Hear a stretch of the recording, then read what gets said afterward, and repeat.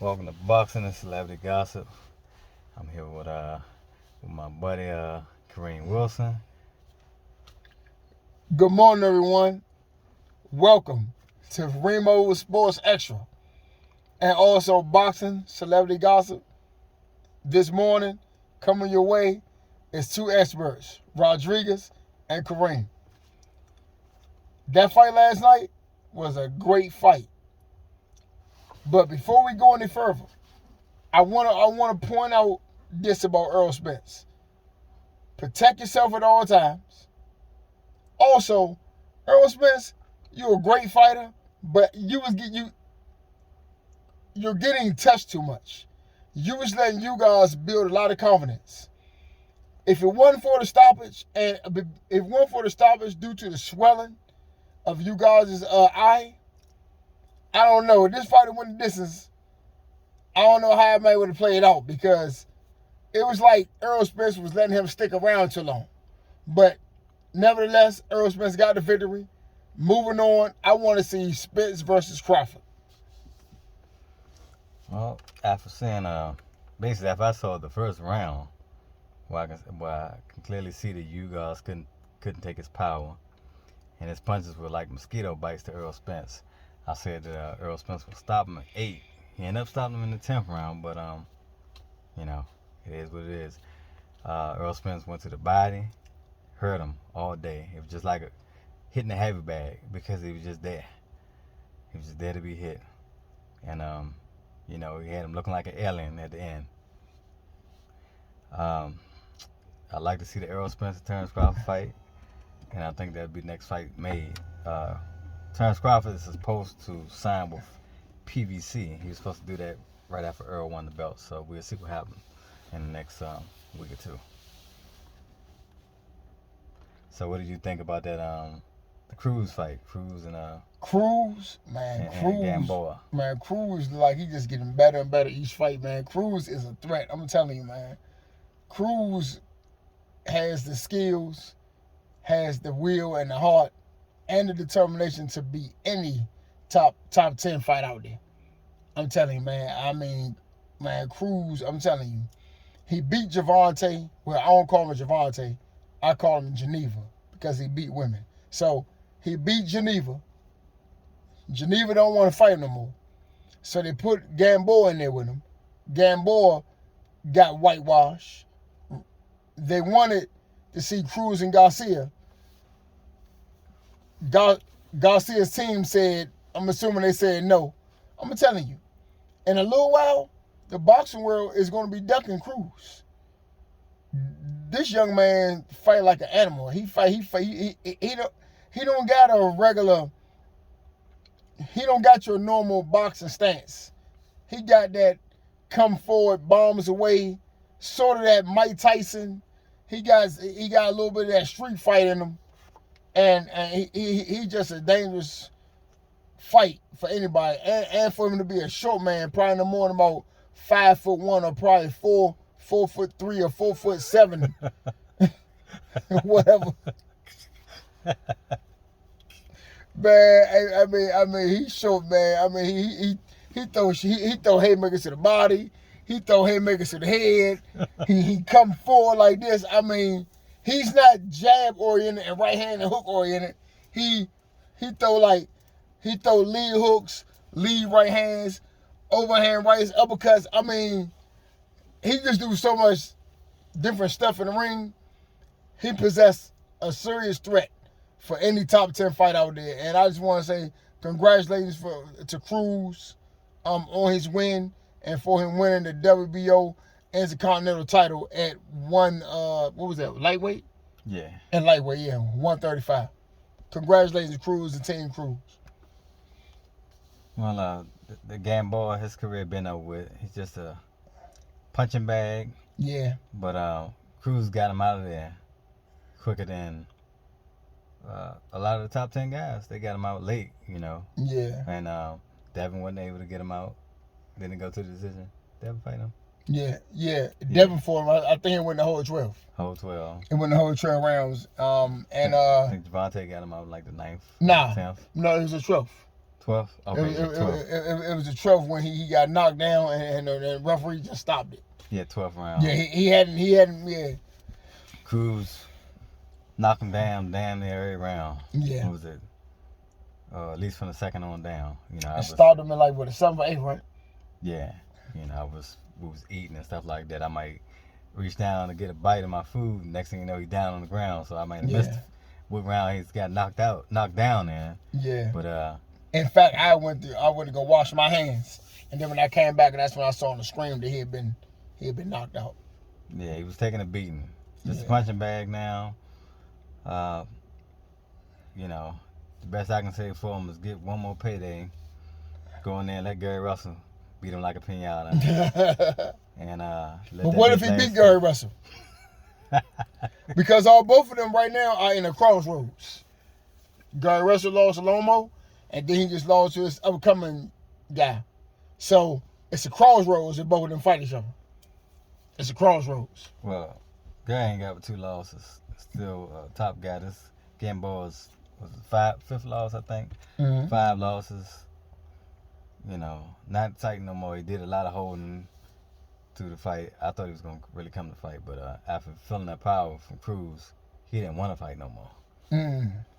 And so the fight was over really after the first round. Right. It wasn't a fight no more. It was just trying to survive.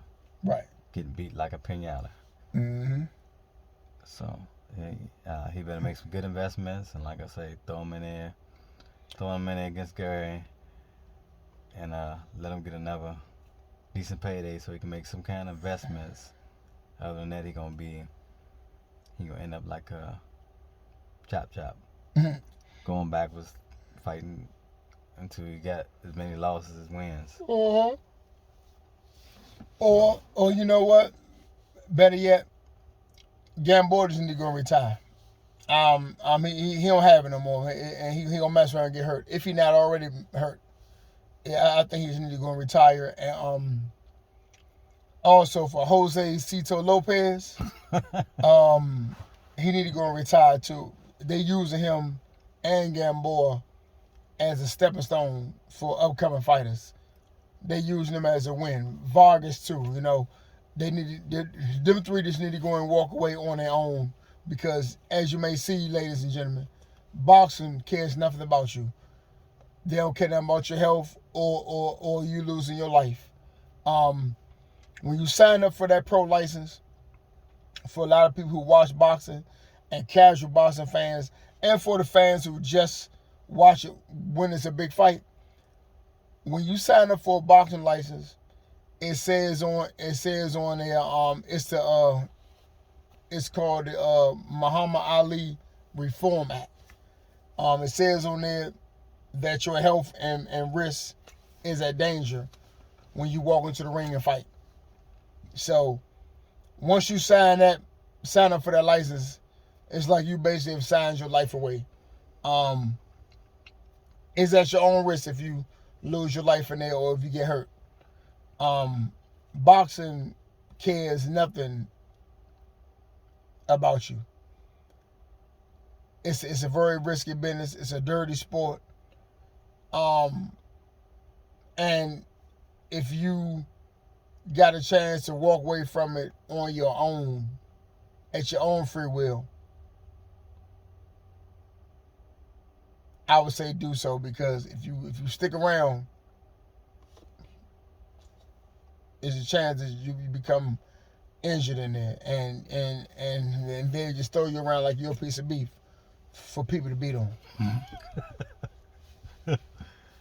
So what do you think about the fights from last weekend? You know what I'm saying? I figure we can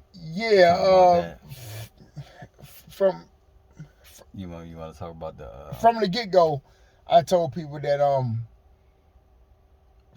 Fondor would beat Erkson Lubin, because I just knew that that's just the wrong fight for Erkson Lubin. It's just the wrong fight. The guy is 6'6".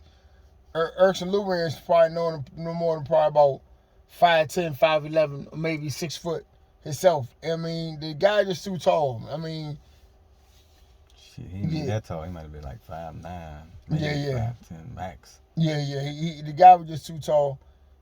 That was a mixed match from the very beginning. Well, That was a fight that should have never happened in the first place. I don't know what Cunningham was thinking about. Kevin Cunningham was thinking about. And I don't know who Erks or Lubian's team is, whether it's Al Hammond or Bob Erm or Gary Shaw or the list of many others. I can't think who his team is, his management team is right now, but that was just the wrong fight. I mean, what was the thought process behind throwing him in the ring with somebody like that? I mean, here it is. You're trying to build Lubian to become a major superstar. When he was on the undefeated streak, fighting 4-rounders, y'all threw him in there with one of the Charlo brothers, and he got knocked out in the first round. Then y'all get him back on the winning streak, and now you throw him in there with Fondor, which is a young upcoming fighter, undefeated. And now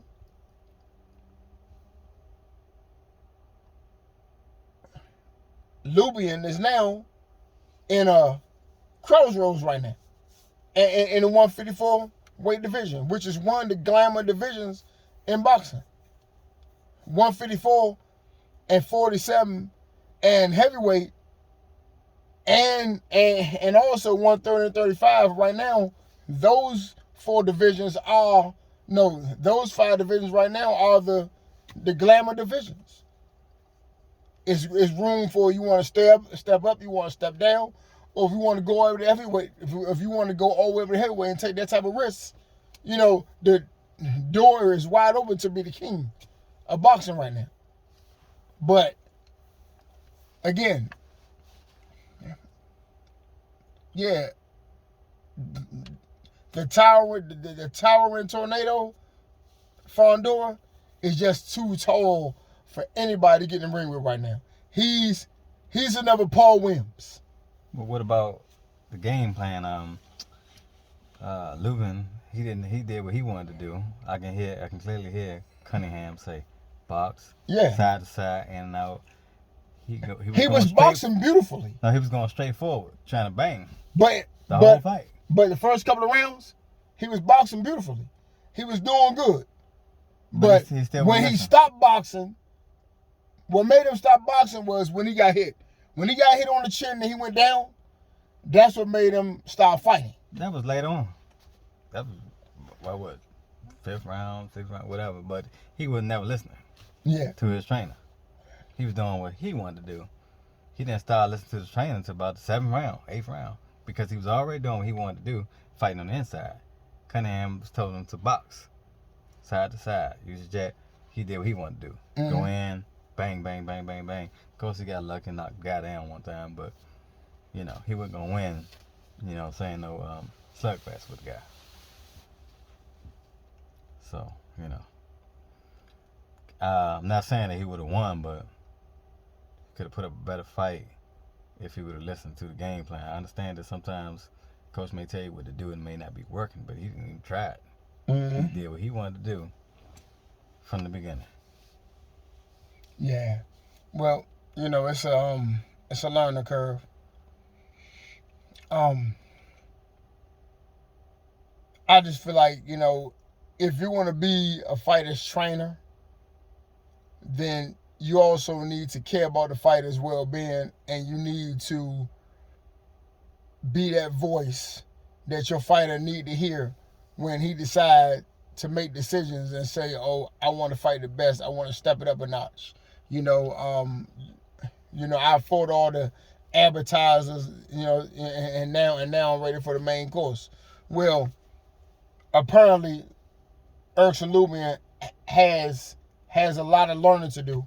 Fighting the tall, you know what I'm saying? He has a lot of learning to do, because fighting a guy that tall, you could see the experience differential when he was fighting him. He didn't stick to the game plan of boxing. It was like once he got knocked down, it was like after that, his game plan, it went out the window. It's like he wasn't poised no more.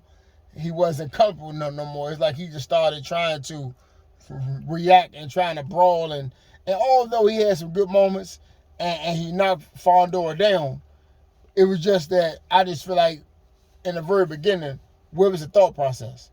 That fight, in my opinion, should have never happened. If Erickson Lubin, if he was my fighter, he wouldn't have never fought that guy. I wouldn't let it happen. Okay. And to say this too, if he would have went ahead and fought him anyway, then I would have stepped down. I would have been like, okay, well, find you another trainer to take with you to the corner, because I'm not gonna be there. Because I'm not gonna follow you. I'm not gonna go with you to jump off the cliff with you. I'm not gonna do that. And it seemed like Kevin Cunningham didn't care about that. It's like, in my opinion, it's like he wants to fight the best, and here's my opportunity to make money. And I feel like your team should care about you more than the money. But anyway, moving on. What was your thought on Tony Harrison fight? Tony Harrison, he boxed beautifully. He did good. He's definitely he's on the comeback trail. I'm gonna tell you, Tony Harrison, he's not a bad fighter. He's a good fighter. Minus the losses he got, I think if he would have stayed undefeated and he would have just kept beating up on the people, if he would have kept beating up on lackluster opponents and would have stayed undefeated, he probably could have been a huge star coming out of Detroit, Michigan. Well, he's a biggest boxing star, one of the biggest boxing stars they have in Detroit, Michigan. Or maybe I think B. Charlo should have just ducked for a minute. Yeah. Going straight back into that rematch. Yeah. Or he shouldn't, if he wouldn't have lost, because I think he had lost one time. Nah, Charlo was his first loss. I know he lost a rematch. He won the first fight. Then the rematch he lost that. Yeah. I think he had lost before that. Yeah. Yeah, Yeah, he lost to Jared Hurd. Jared Hurd. Yeah, I forgot about Jared Hurd. And Jared Hurd ended up becoming DMV's Ryan Leaf. He was a first round bust. Hey, cause I swear, when he got dominated by that boy, what's the boy from Philly that beat him up at Patriot Center? I don't even remember the guy's name because he done lost now. People forget about him. And that is a prime example of what we call paying for an opponent to come and fight you. You pay for their flight, you pay for their medicals, their per diem, and their lodging, and you pay them a purse because you want them to come and lose to you. And he came and fought him. He came and fought him here at the Patriot Center, and Jared Hurd thought that it was going to be another night at the office, and thought because he was paying him that he going to come lose to him, and that guy flipped it and ended up beating all the crap out of Jared Hurd and taking all his belts. And that's what he get. He fired his trainer after that. Yeah. I think the guy been with him, Rodriguez something. He had been with him since he was about 12, I think. Yeah. Floyd Mayweather would be his trainer in the amateurs. Oh, yeah? Yeah. Because he told me that out of his own mouth. Yeah. Floyd beat Jared Hurd's trainer in the amateurs. Damn. Yeah. Because his trainer told me that out of his own mouth before. Now, whether he was lying or telling the truth, I don't know. I never researched it. But, I can research it. I can always type their name up under USA Boxing and see if they ever fought each other before. But I feel like, another grown man he ain't really got a reason to lie to me. But if he, if he was lying to me, man, then that was just foolish and a waste of time. But, I believe that's probably facts. Upcoming fights, Tyson Fury Tyson Fury and Dillian White. and Dillian White is just a big risk and low reward. Dillian White is not worth it. Because I'm going to tell you something. That fight right there reminds me of Rockman and Lenz Lewis. That's what that fight reminds me of. Not saying that it's going to go down like that, but it's big. It's a huge risk with low reward. I don't know no better way to say that. I mean, I just think that he shouldn't fight him. If the fights that Tyson Fury should be focused on right now, Anthony Joshua and Usyk. Once he beat both of them,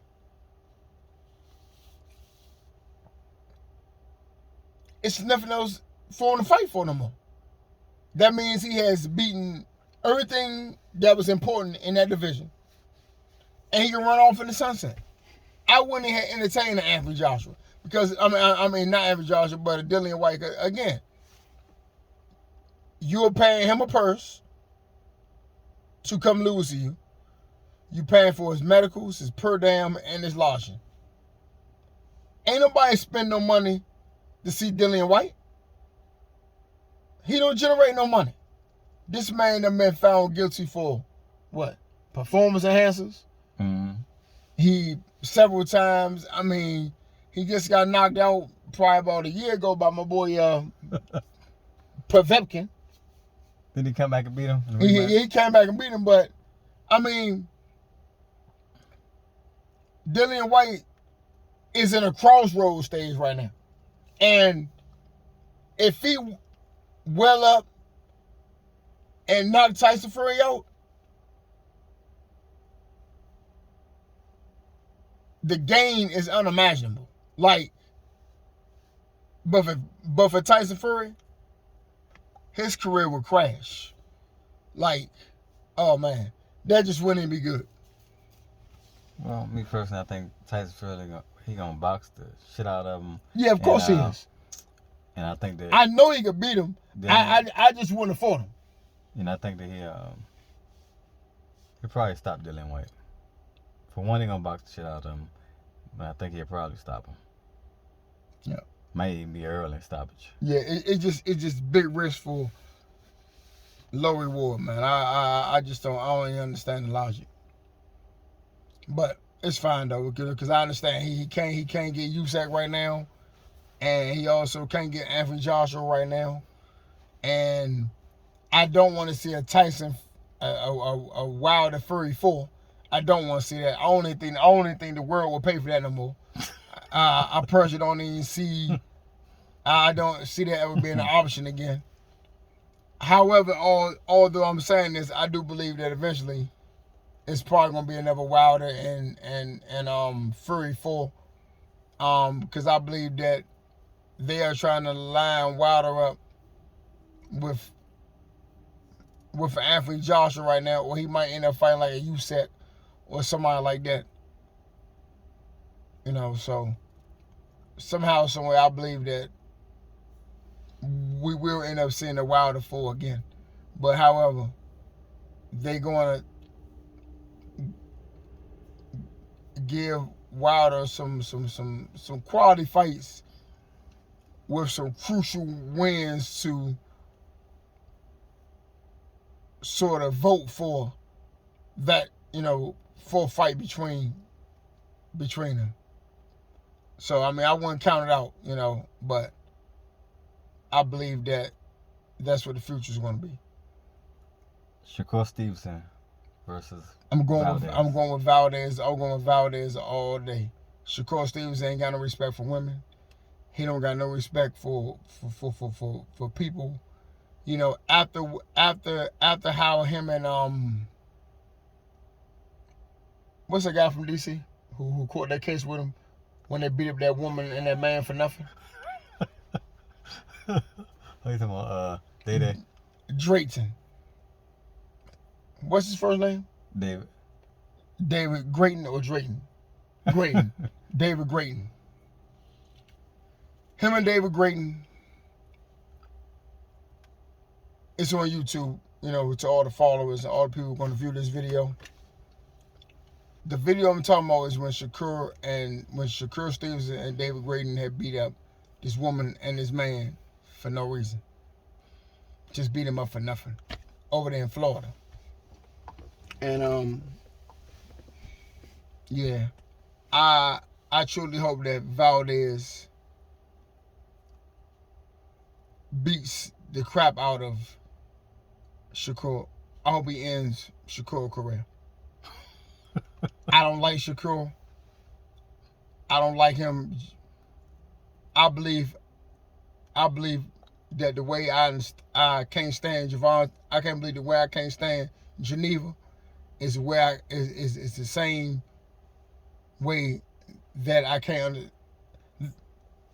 stand Shakur Stevens. I don't like neither one of them, and I truly hope, man, that both of them get their day.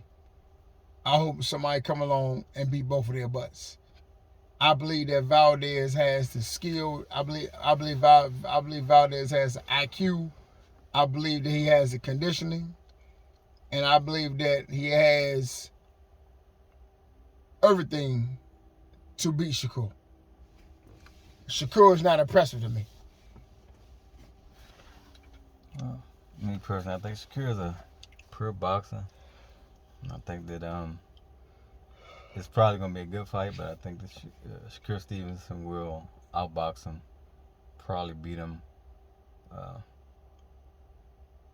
9-3, or if it's close, 8-4. Mm-hmm. It's my personal opinion. You know, some people see it the other way. Mm-hmm. Moving right along. Gervonta Davis versus Rolly. I'm going with Rolly all day. I believe that Rolly has the IQ and the power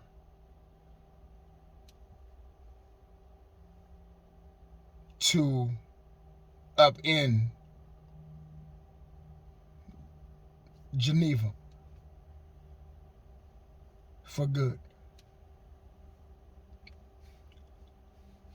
I believe, you know,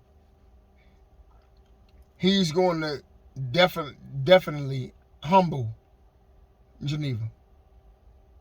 I don't call him Gervonta. I call him Geneva because he beat women. So, because I don't have no respect for him.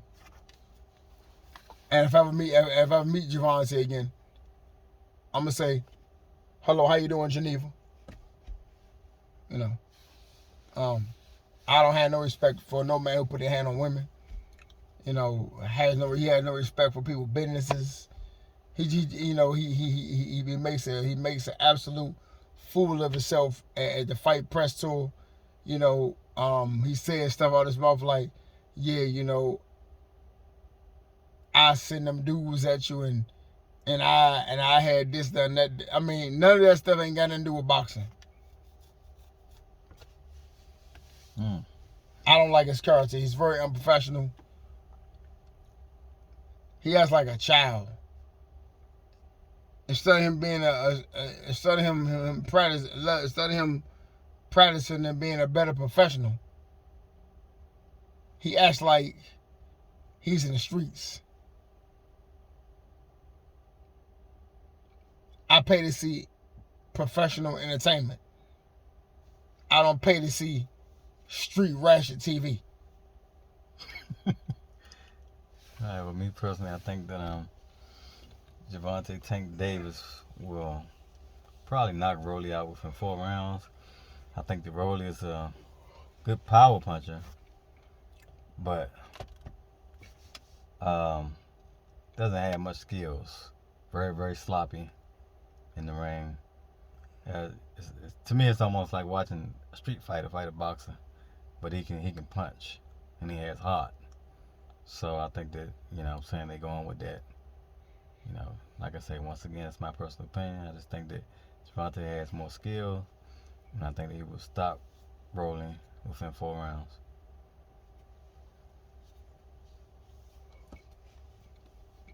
We'll see. I'm putting my money on Rolling. Okay. Rolling is the new lightweight champion of the world. Bottom line. So do you think Tank is going to stay with Floyd Mayweather, or do you think he's going to go and sign with another promotional company? Personally, I think Floyd should let Tank go ahead on, because that relationship, it wasn't fit from the start with.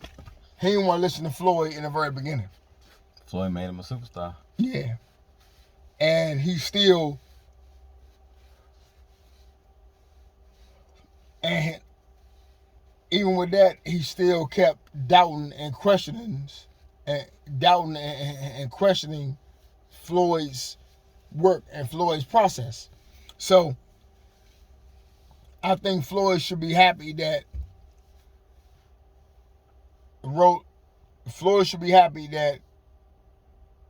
Geneva is going on about her business.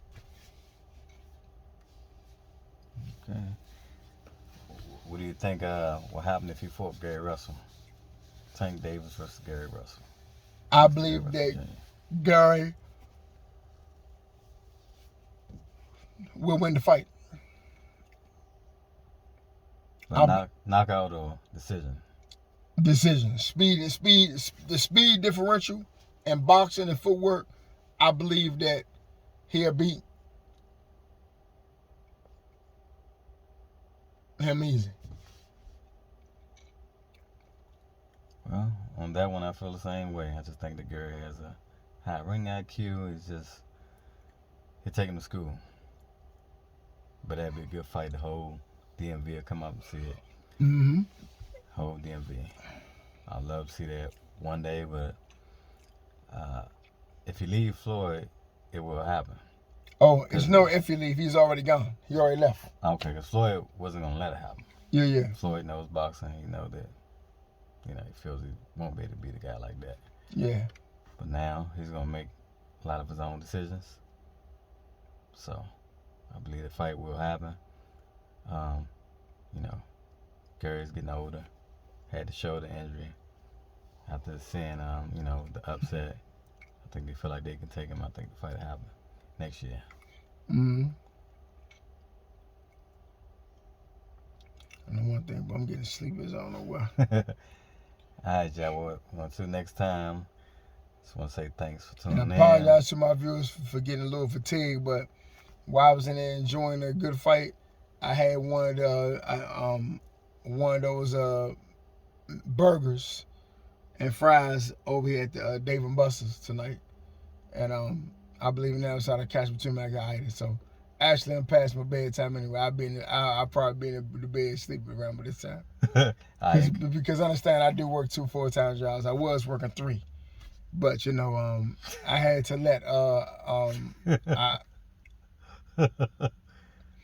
I had to give Pasta Authority the boot. I told Pasta Authority bye-bye.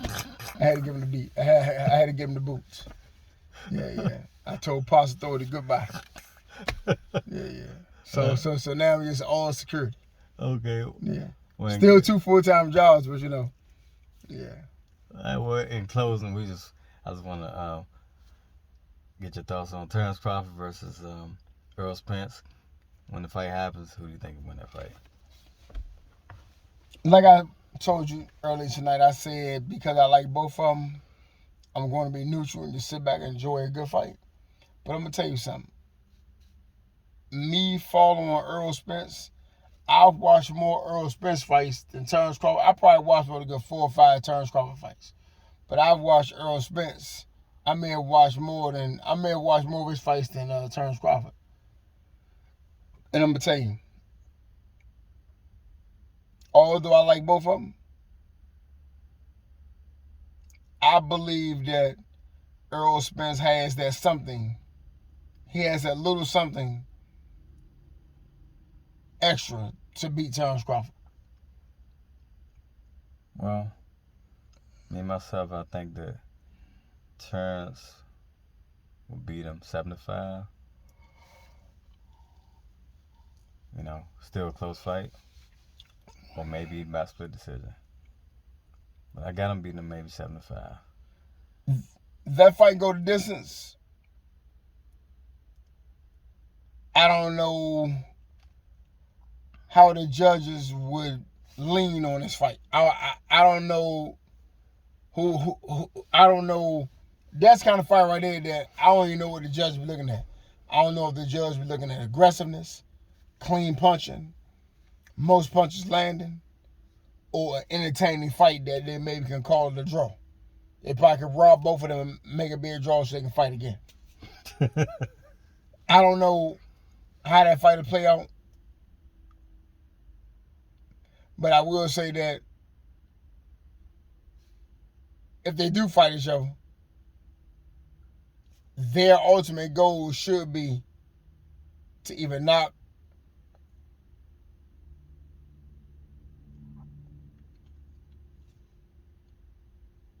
out one another or end up being a stoppage. That's one of the fights right there that, you really just don't know how it's going to go. Well, last one, because it's still like a toss-up fight. Two of the best facing each other. Super fight. Can't wait till it happens. Before we go, what's your take on the Devin Haney 3-fight deal? What do you think about that? After how you broke it down to me earlier, which I didn't know about until you said something. Again, where was Devin Haney's and Bill Haney's thought process? Why would y'all allow Devin Haney to sign a 3-fight contract deal that makes it mandatory for him to fight George Kambosos twice, and then got to turn around in his hometown, and then he got to turn around and end up fighting Lomachenko? That was just stupid. I think they're just setting him up by him having to fight his hometown twice. Yeah. Devin Haney doesn't have the knockout power. I think no matter what he does to him, if he outboxes him all 12 rounds, they're going to rob him. Yeah. Yeah, man. Unless he gets a knockout, which... Yeah, man, it was stupid. Wow. It's a setup. He's a great boxer. Very talented kid. But he needs to knock out to win because he's fighting down there, his hometown, and they're going to try to rob him. Right. Without a gun. Yeah, man, it's a setup. But I wish him nothing but the best. I hope he... What was the thought process? Hope he gets the knockout. Then he still has to go right back there and fight him again. They'll probably try to rob him the second time. Even if he beats him the first time. Yep. Then Lomachenko, it's not a pushover. Of course he That's a hard fight. Yeah. Yeah. And I wouldn't be surprised if... I'm going to tell you, I wouldn't be surprised if Lomachenko beats... if he beat Haney. It wouldn't surprise me because Lomachenko is a top 10 fighter. He's a very elite fighter. He's a elusive fighter. He has 396 amateur wins and 1 loss and won 2 gold medals. He became a world champion in his 3rd pro fight when he defeated Gary Russell. So, and after that, he wanted to become a world-class fighter. He won belts in 4 different weight classes. Or 5. What's that, lightweight, junior lightweight? I haven't been keeping up with it. So You gotta enlighten the people. Yeah. He's won multiple weight classes. So, yeah. Again, but I'm not managing these fighters because if I was, it would be a different ball game, and I just leave that at that. But I just want to say I really enjoyed talking to the boxing world tonight and all the fans, the casual boxing fans. I want to say thank you again. Subscribe to his channel. What's your channel? My channel is Kareem Wilson Boxing. Yeah. Okay, and subscribe to Rodriguez Jackson TV. Don't forget to hit the like button. Leave comments down below. We'll answer them all back and share the video. Yep. Till next time, this is Boxing and Celebrity Gossip. See you next week.